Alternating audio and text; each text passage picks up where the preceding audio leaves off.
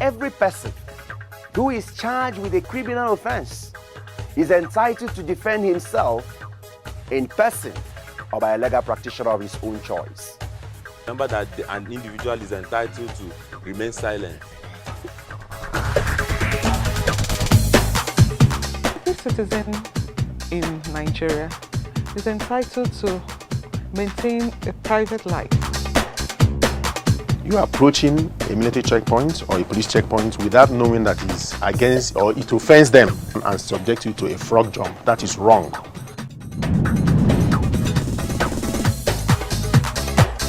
Hello out there, you are welcome to another fresh episode of the program Justify Nigeria on ACNN television, reaching you from Abuja. On today's episode of the program, our focus will be the legal concept of negligence. My name is Anozie Chinomso. It is a legal knowledge and belief that negligence is a specific tort like trespass, nuisance, and other types of law of torts. The tort of negligence has its roots in the action on the case. Negligence in a nutshell is defined as the failure to act with the prudence that a reasonable person will exercise under the same circumstance. It needs to be underscored that duty of care is very important because it forms the core of any action in negligence. In fact, no action for negligence will ever succeed unless the plaintiff can show that the defendant owes him a legal duty to take care and that the defendant is in breach of that duty. The issues now are: what is tort of negligence? What are the essential legal ingredients of negligence? Why is duty of care very fundamental in establishing the case of negligence? With me right here in the studio to address all this is Barrister Ikechukwu Nwakama. He is a legal practitioner based here in Abuja, a member of Nigerian Bar Association, and also a member of Chartered Institute of Arbitrators and Conciliators. It's good to have you once again. It's a pleasure to You're be welcome. here. You're Thank welcome you so to the much. program. Thank you so much. Now we talk about negligence. Oftentimes, some lay people or people that are not lawyers doesn't know what it is. To the better understanding of our viewers and also based on legal perspective, please do comprehensively explain what tort of negligence is all about. Okay, when we talk about negligence, we are talking about a thought. You know, when we say a thought is a responsibility owned by a particular person to another. Okay, that's the meaning of that thought. Yes. Okay. It's just a law of that tries to make sure that it's a responsibility imposed on you with respect to how you treat others. Now, on day-to-day basis, there is an expectation on how we should live our lives in such a way that we don't leave it to discomfort others. So law of thoughts tries to weigh that balance, between how you should behave as against the interests of the public. Now, when it comes to thoughts, we are looking at an aspect of an obligation that principally arose sometime in 19th century.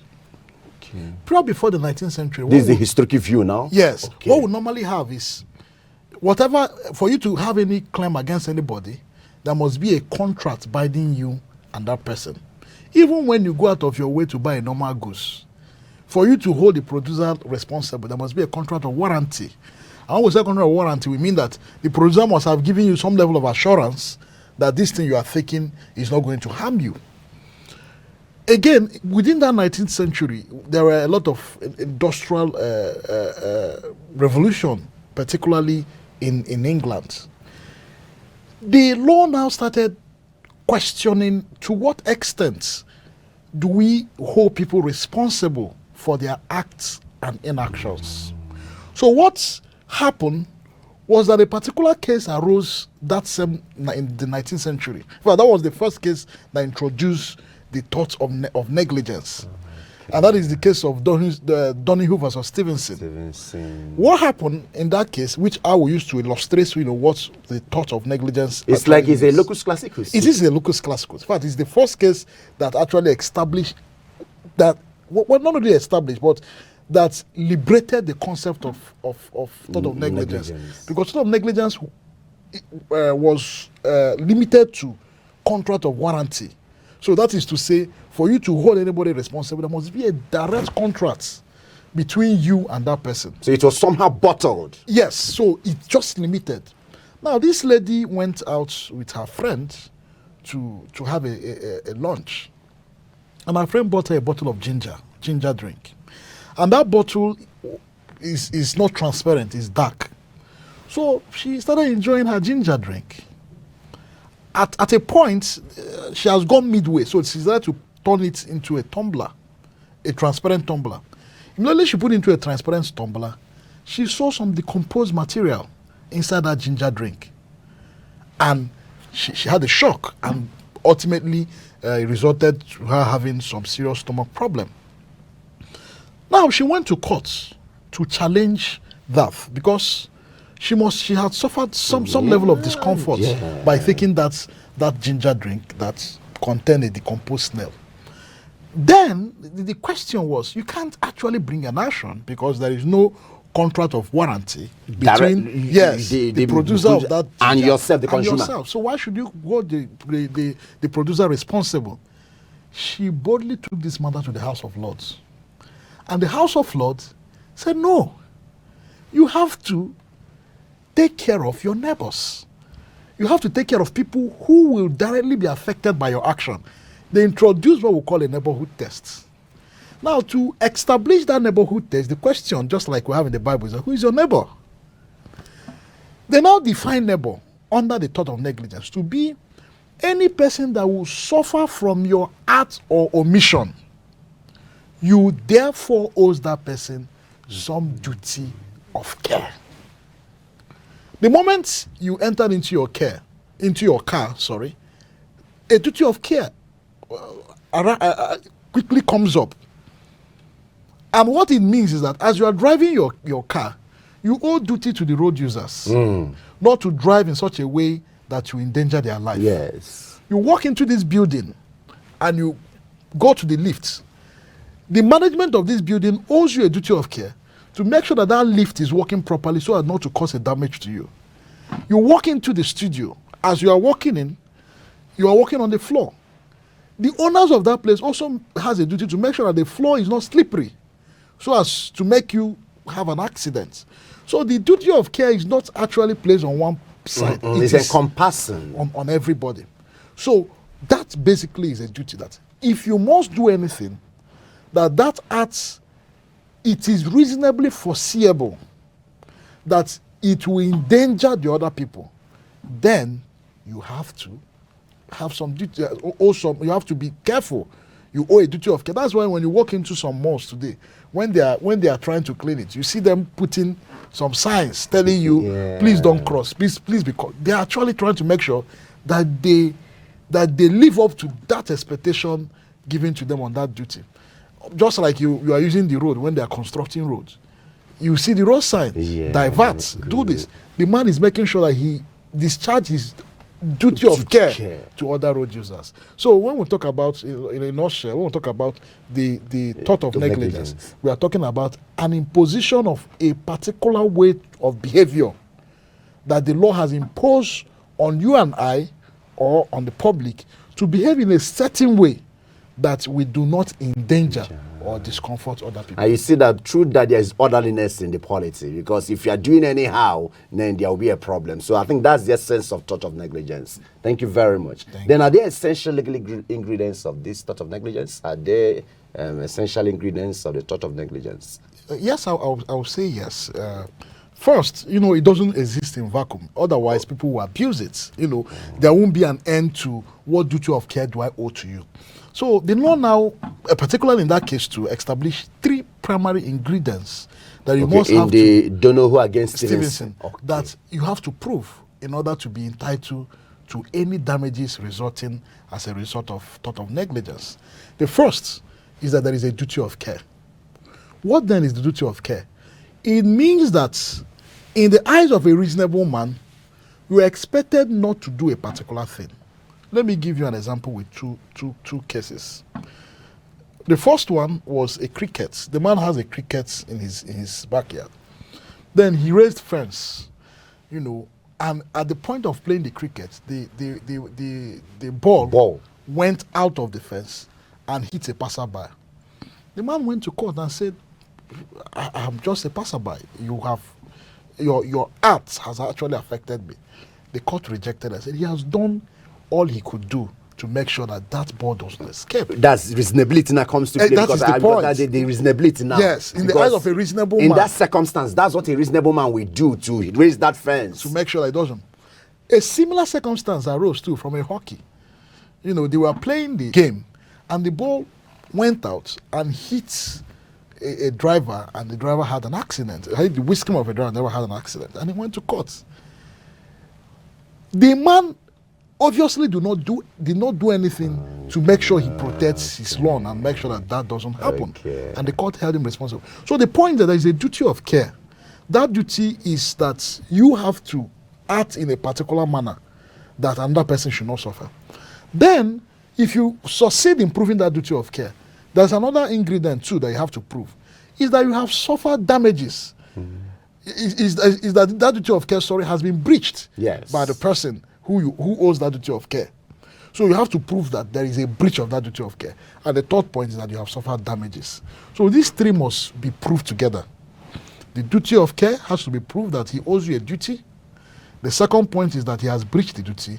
And the third point that you have suffered damages. Just like what happened in Stevenson's case. The producer owed Donahue the duty to make sure that what she's consuming is of the highest quality. He has breached that duty by allowing a decomposed snail to enter into the ginger drink.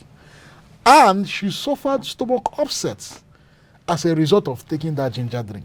So the causation has to be together for you to actually say that you are entitled to the protection of total negligence. Thank you very much. Must there anything that must be proved concurrently and consecutively before you will maintain successfully an action on negligence? And what are the things and duty of care establishing in thought of negligence? These and many more will get from Barrister Ikechukwu Wakama after this time out. Please do join us again.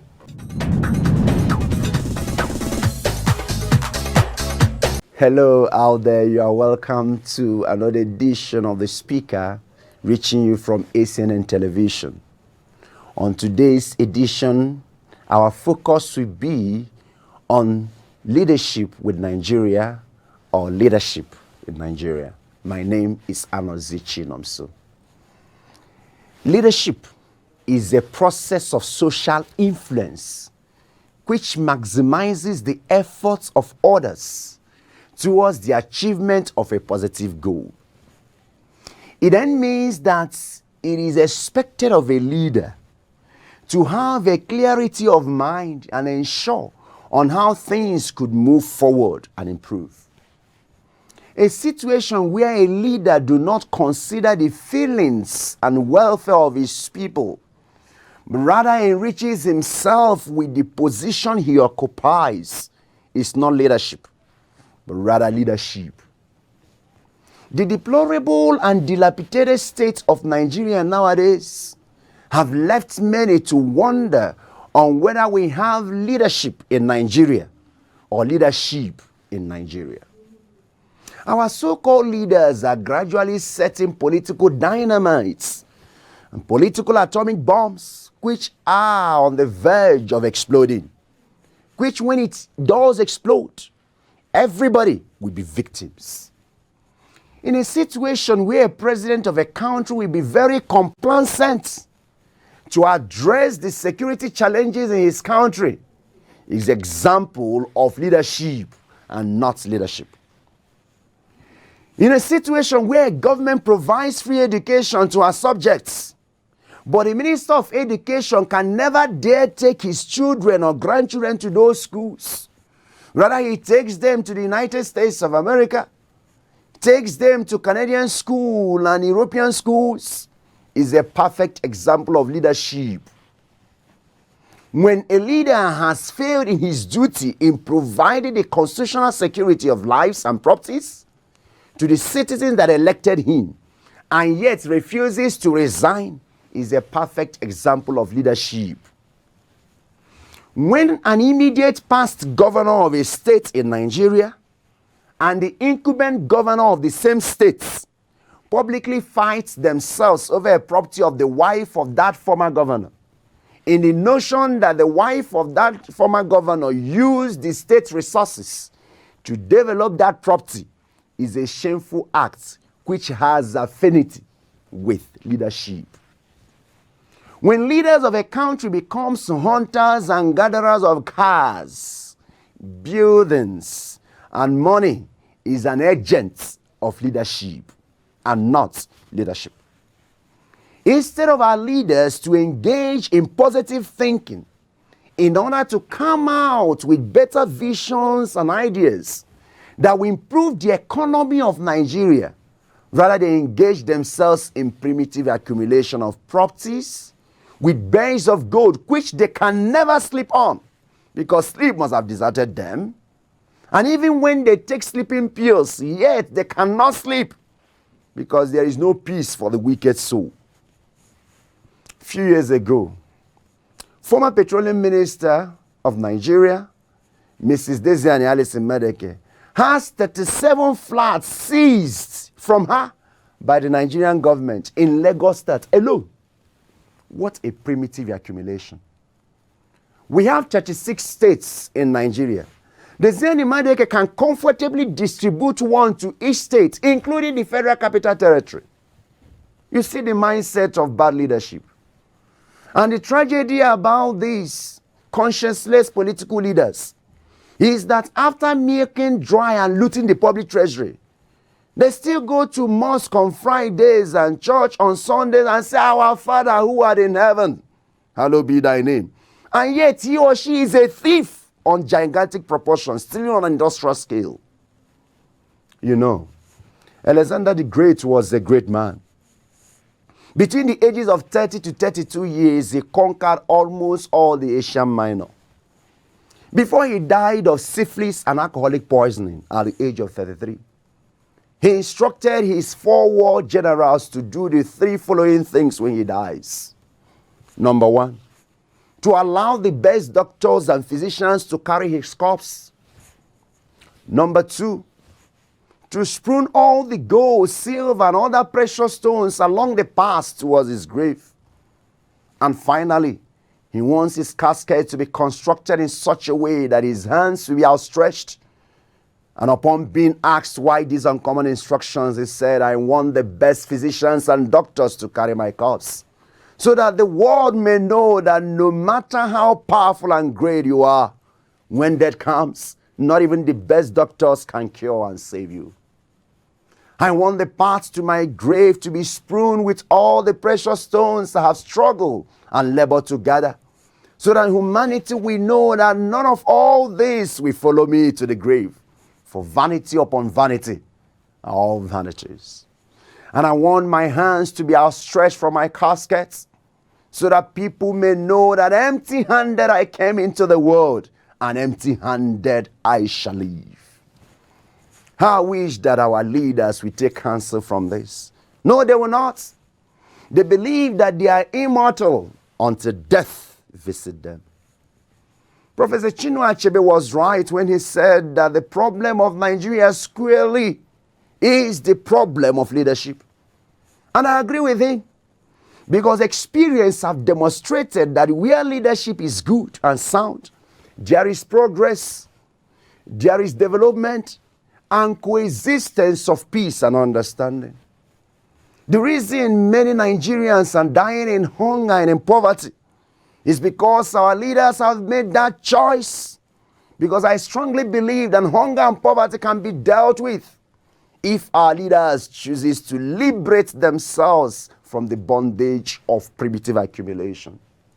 I therefore speak that until our leaders come to the conclusion of setting themselves free from the shackles and chains of primitive accumulation, provide jobs, create opportunities for creativity and innovation, ensure peace, justice, and further provide maximum security of lives and properties, and thus liberate Nigerians from worshipping on the altar of gods of poverty, we shall continue to have leadership instead of leadership in Nigeria. My name is Anoze Chinomso. I just want to speak.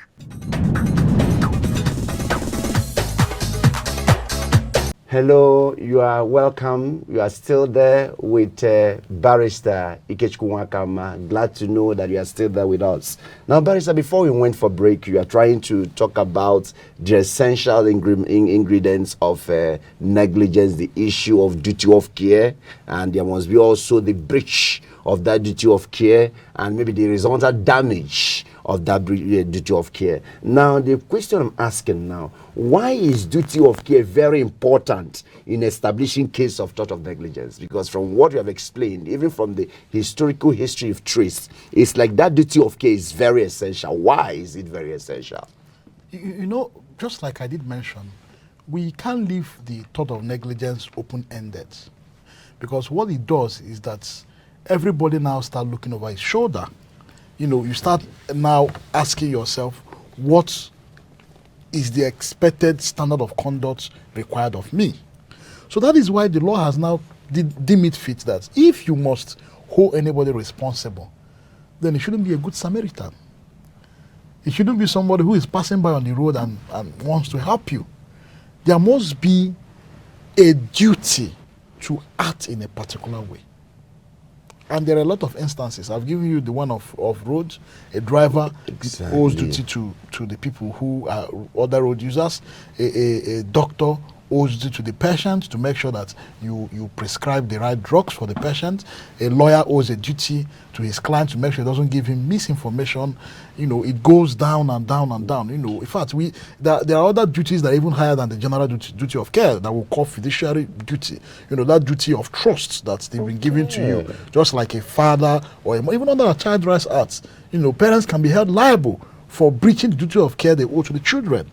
So there are some that have been codified, but generally, you have to establish that this particular person ordinarily should have behaved in a particular way. And failing to behave in that particular way has resulted to you having suffering a particular damage. So if there is no link between you and that person, okay, take for an instance, you walk into a workplace, you are not a worker, there's nothing holding you, and you are saying that the man did not provide water for you to drink, the man did not provide this for you to do you get? So it doesn't really work in that instance. An occupier of a house owes a duty of care to the people who are walking into that house to make sure that your septic tank and other things you have there are not exposed to danger. And if they are dangerous to people who are coming into that place, the law now imposes that duty of care to you to make sure that you put that sign to warn people that this is situation with this area. That's why if you walk around the FCT, you see a lot of signs here and there trying to point you that there is a pothole here, you don't have to do this. So these are the duty that the FCT minister or the state owes you. In fact, I was in court there before yesterday when a judgment was delivered with respect to a lot of thoughts. And what happened in that case was a roadblock was mounted, during the insurgent time, but they did not put a sign to warn users that there is a roadblock to divert them. And this man ran his car into the place. The court had to award damages of over 10 million to him. That's because in his favor, because you are the state. You owe him that duty to make sure that you inform him that there is a road sign here so that he doesn't take that particular direction. Having failed in that duty and he has suffered damages, you are going to be held responsible. The factory place, the man who owns the factory owes a duty to make sure that the people who are working there are given some level of safety protections and measures so that they don't walk into it. In fact, it is so important that you can't say that because of a person's health condition, that is why he's suffering in that manner. There is this principle we call Eggshell score principle. Explain that, please. Yes, which is the effect that, you can't, take for an instance, I push someone and the person falls on the ground and his skull cracks. And there is a medical report showing that this person's skull is as light as an eggshell. It is not thick. Therefore, that was why the skull broke. The law said no. That doctrine now says, see, you have to take your victim as he is. Whether or not his score is as thick as iron. Is it material? Yes, or is as light as an eggshell. It is immaterial. So you have to. So it has taken so much recognizance in our legal jurisprudence today that we have Employees Compensation Act, we have the Factory Act. There are a lot of legislations in Nigeria as of today that have imposed a particular way of behavior on persons, whether in employer-employee relationship or in a general thing. So that duty of care is very paramount. Thank you very much. Thank you, sir. Is it the plaintiff or the defendant that has the onus first to establish that duty of care? Who has that onus first in court? Maybe someone wants to maintain an action. Is it the plaintiff or the defendant? Well, I will answer this in double fold, because the doctrine of tort of negligence, or the law of tort of negligence, creates an exception to proof. Generally, the law is that he who asserts or who alleges must prove. So if I say you're a black man, it's for me to prove that you're a black man. So the burden of proof is on me who is alleging it. So if I'm saying that somebody owes me a duty of care, the burden of proof is on me to prove that he owes me a duty of care. Just like I was saying, when I walk into this building, I presume that the management of this building owes me a duty of care. That the moment I walk into the lift should not malfunction so as to cause damages or injury to me. So I have to establish that they owe me that duty. Then that they've breached the duty and I've suffered damages. Just like I said, those three ingredients must be proved together. If one is broken, you have nothing to claim. However, there is an exception in tort of negligence. And that is an exception created by a Latin magazine called Res Ipsa Loquitur. Please explain that. Yes. So that Latin magazine is to the effect that it shifts the burden back to the if I use the word now, the defendant, which is the person you are claiming against. Okay, you have plaintiff and defendant. Please, before you go, just briefly, what is plaintiff and defendant so that viewers will understand? Yes, plaintiff is the person who is aggrieved. If you say that I'm a black person, I am the plaintiff, I am aggrieved. You brought me to court. Yes, you are the plaintiff, and I'm the defendant. That is a good explanation. Okay. Now, the doctrine of Res Ipsa Loquitur is to the effect that the facts, that Latin word means the fact speaks for itself. But that doctrine of Res Ipsa Loquitur is applicable in a very limited context. And I'll give you, there are a lot of them, but let me just point out one because of time. Is the one of accidents. If an accident occurs, the law takes that accident as it is. That accident prima facie, on the face of it. Yes, it's speaking for itself. Someone has been knocked down. So in the face of the law, that fact that somebody has been knocked down is speaking for itself. Now, instead of me, the plaintiff, who is aggrieved, coming to establish that the accident was as a result of the defendant's cause, now the law will now take that fact as proved. Because the fact has spoken that there's an accident. It is an accident. And now shifts it the burden of to the defendant, myself. To now establish that I did not cause this accident.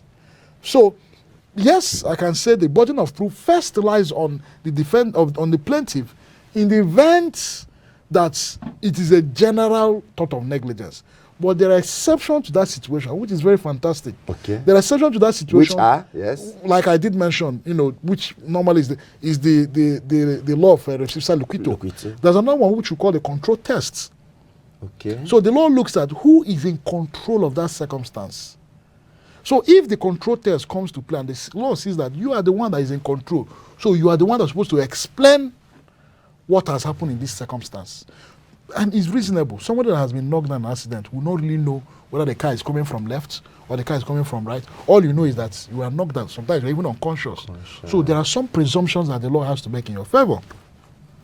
Now, when we now come to the issue of assessing damages, which I think is also important to mention at this point. Yes, definitely. In the event, let me use the accident as an example. In the event an accident has happened, and the law pushes it to the defendant to prove that he is the one that he's not the one that caused the accident. The defendant has multiple of defenses to put up. And these multiple of defenses are applicable in all lot of torts. Not just for accident scenario, for every other duty of care that someone owes to you. He can say that, see, there is contributory negligence on your part too. Okay. For example, you didn't look. You didn't look left and right before you crossed. You didn't use the pedestrian bridge.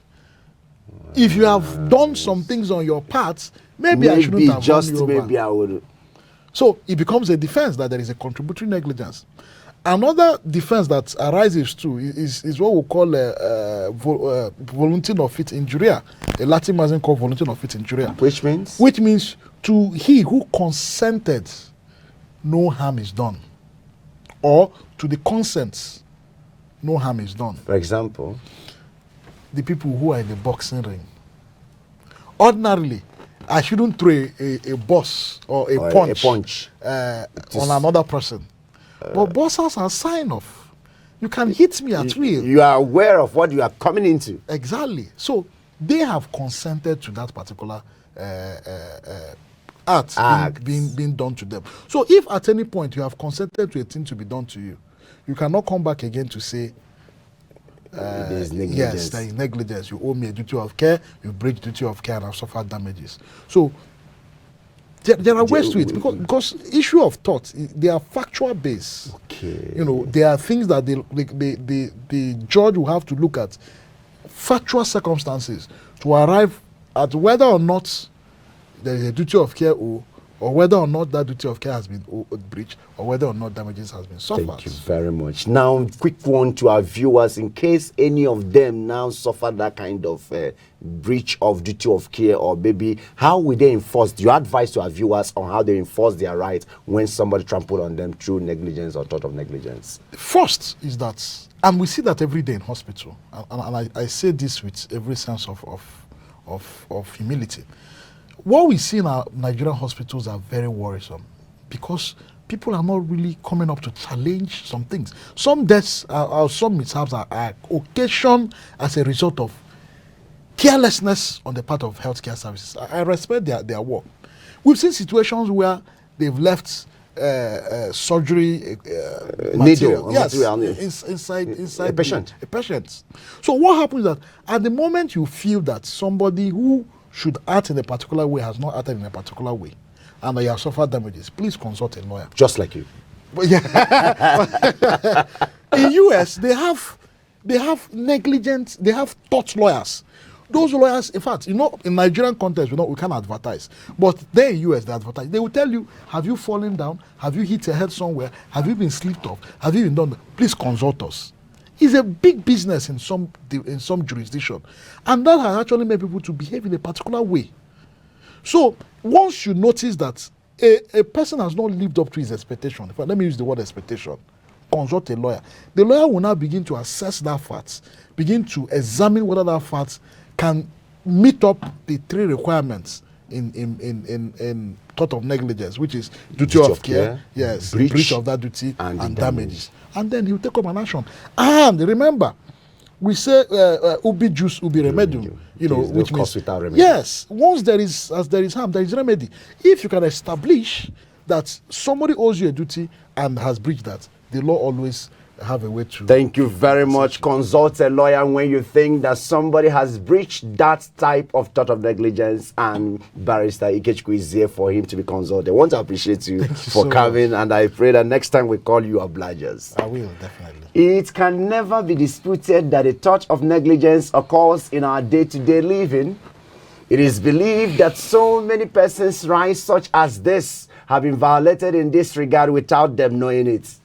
It is therefore advised that you take advantage of Justify Nigeria in ACN television in order to know those rights and how best to enforce them, especially when those rights of yours is breached by anyone.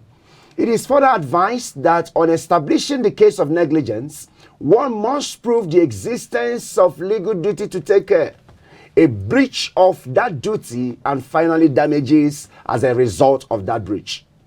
Viewers, this is where we draw the curtain on today's episode of Justify Nigeria. Join us again, same time, same station, on another fresh episode of the program. Until then, this is Anozechinon urging you not to be negligent, but be diligent in all you do. And bye for now. Every person who is charged with a criminal offense is entitled to defend himself in person or by a legal practitioner of his own choice. Remember that an individual is entitled to remain silent. Every citizen in Nigeria is entitled to maintain a private life.